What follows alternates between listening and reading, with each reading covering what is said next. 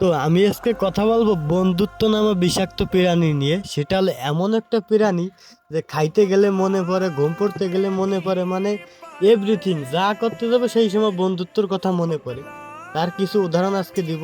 তা hello guys, আসসালামু আলাইকুম। আপনারা সবাই কেমন আছেন? আশা করি অনেক ভালো আছেন। আজকের ভিডিওতে আমি বলবো বন্ধুত্ব নামে প্রাণী এমন, যেরকম মনে করেন লবিতে যদি কোনো সময় যায়, কোনো কায়দা যদি আল্লাহর কিরে ভাই যদি একটা মাইয়া চলে আসে রে ভাই, ও সারা জীবন আমার সাথে কথা বলে, কে কিরে নয়ন, কি অবস্থা, গেম টেম খেলতেছি, মাইয়া যদি দেখে রে ভাই, আসসালামু আলাইকুম ভাই, কেমন আছেন ভাই, রাতে খাওয়া দাওয়া করছেন ভাই, ঘুমাইবেন কখন, এ ভাই গেম খেলবেন ভাই, কাস্টম খেলবেন নাকি 1v1, মানে এমন বাপটা লয় রে ভাই, মানে কি বলবো, তো মানে ভাষাহীন। মানে এরা যে এত বিষাক্ত প্রাণী, মানে আমি বলতেও অনেক খারাপ লাগে। বন্ধুত্ব হলো এরকম, যেরকম মানে 2 দিন ঢাকা যায় না, তার আগে ঢাকা থেকে বলে, এ হাই হোয়াটসঅ্যাপ, কেমন আছো ব্রাদার।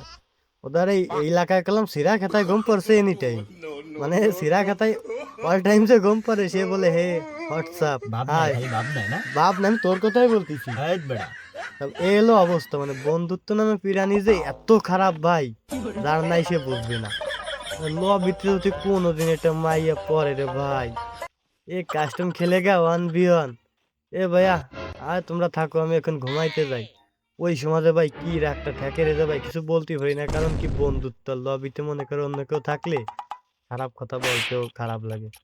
তো বন্ধুত্ব নামের পীড়া নিলে এরকম, যেরকম আমার একটা, আমার পাশে এখন বসা আছে, সেইটার উদাহরণ দিচ্ছি আমি।